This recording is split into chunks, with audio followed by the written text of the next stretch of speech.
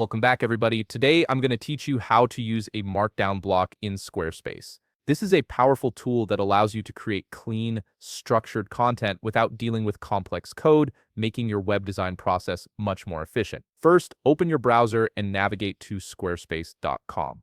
Once you're there, log into your account using your credentials.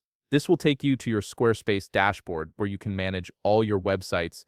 On the dashboard, you'll see all the websites connected to your account. Simply click on the website where you want to use the Markdown block. This will open up that specific site's management area. Now look towards the upper right corner of your screen and click on Edit Site.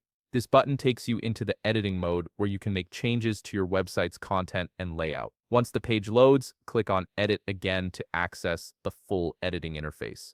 Select the section where you want to add the Markdown block and click on Add Block. This will open up a menu showing all the different types of content blocks available in Squarespace. Browse through the options until you find Markdown and click on it. Before we dive into using it, let me explain what Markdown actually is. Markdown is a simple writing format used to create clean, structured content without using complex code. On Squarespace, a Markdown block lets you write text that automatically turns into formatted HTML. This means you can format headings, bold text, italics, lists, and more using simple symbols instead of complicated coding. Now let's try it out. Double-click on the Markdown block you just added. You'll see a text field appear where you can input your content. This is where all the magic happens. Let's start editing the text to see how Markdown works. Type in a title and format it as a header by adding hash symbols before it. You can also make some text bold by wrapping it in double asterisks, or make it italic by using single asterisks.